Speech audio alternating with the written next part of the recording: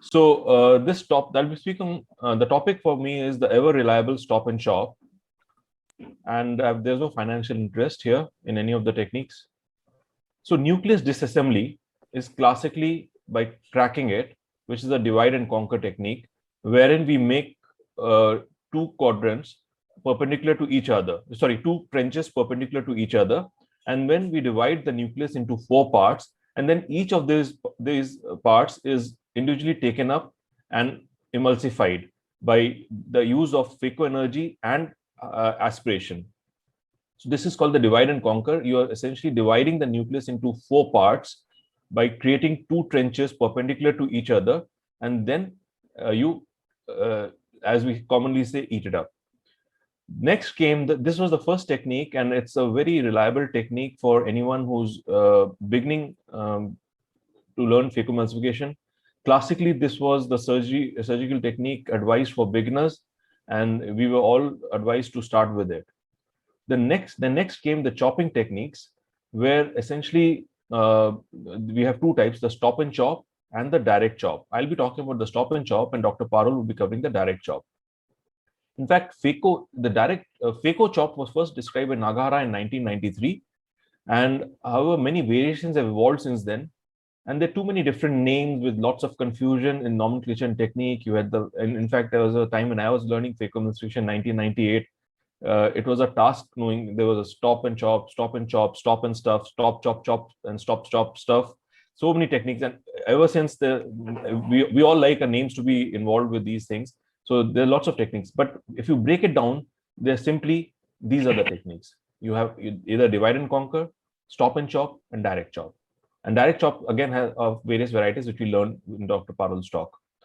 So when Dr. Nagahara described the chop, it was basically the chopper went you held the nucleus with phaco energy, implying using phaco energy with a probe, and the nucleus went very peripheral to the terminal end, and it was considered a little difficult and tricky for big novice surgeons, and therefore Dr. Paul Koch described the stop and chop.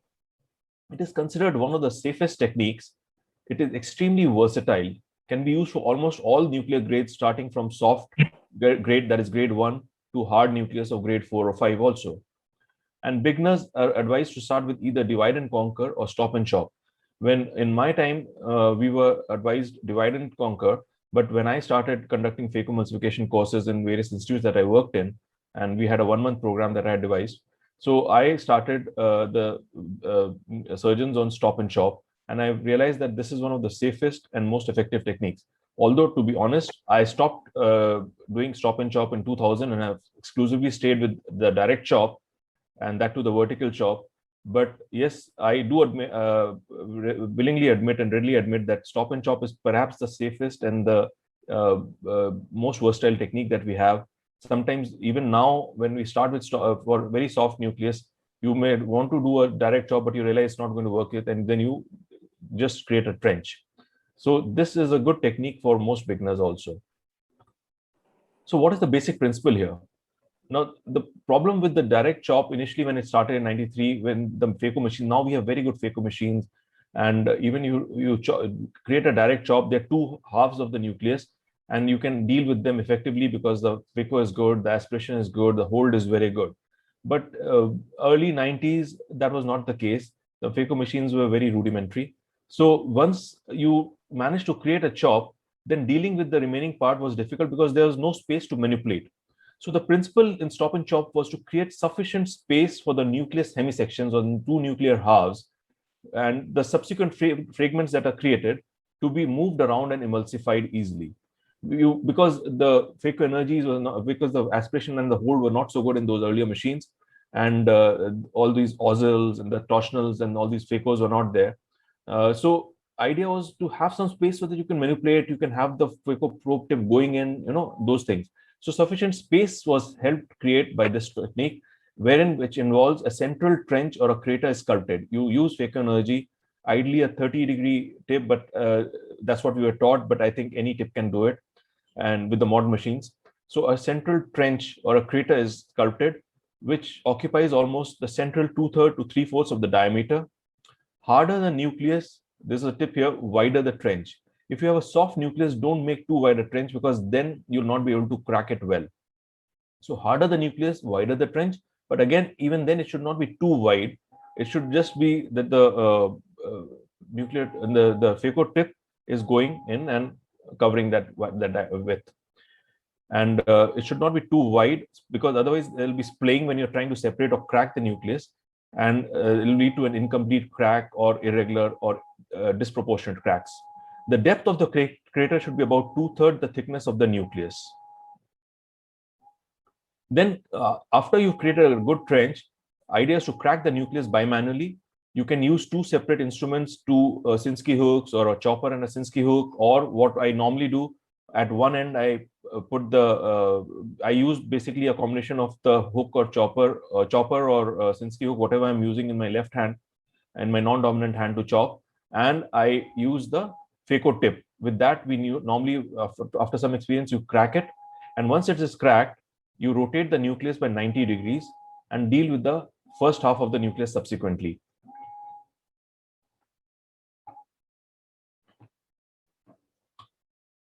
So basically, you rotate the nucleus, and then this first half is facing you, and then embed the probe tip in the nucleus and chop.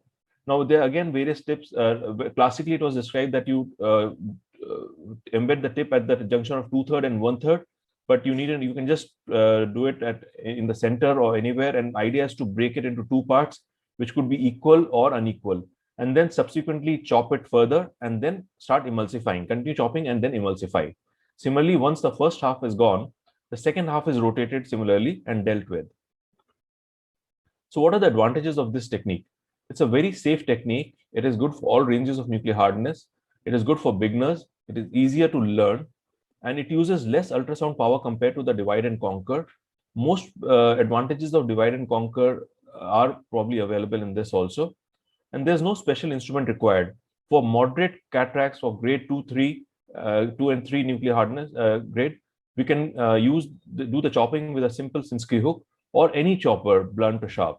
But however, if you are dealing with the hard nucleus like grade 4 or grade 5, then you may need a sharper chopper.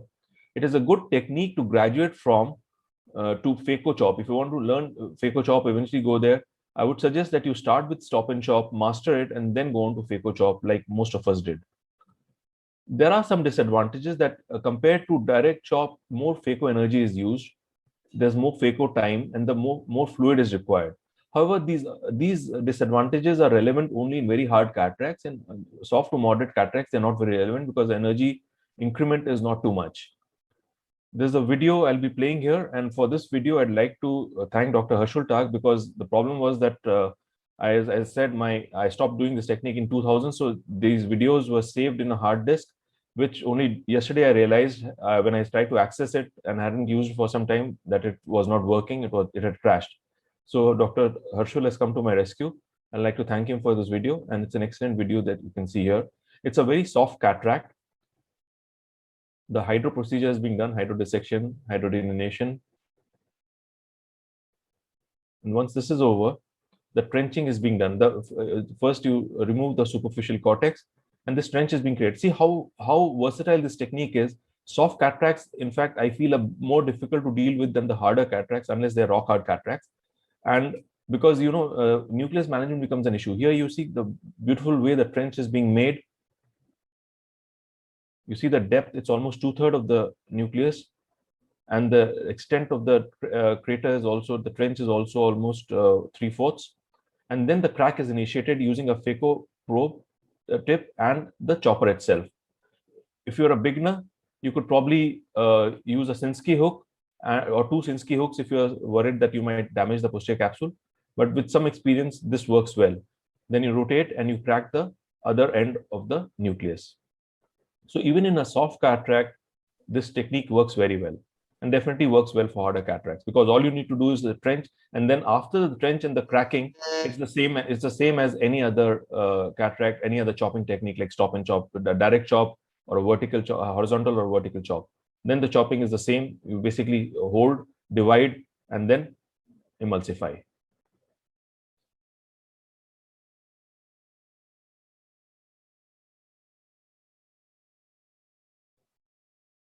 So this is the second half being dealt with. Since it's a soft nucleus, it's even sometimes cracking is not required. It just breaks on its own. And that's the end of the surgery. So in conclusion, stop and chop is a safe technique. It is good for beginners. It is very versatile. It can deal with grade 1 to grade 4 or 5 nucleus. And it is, although it is good for beginners, it is very effective for experienced surgeons also. And it's a good technique to graduate from to direct chop. Thank you for a patient hearing.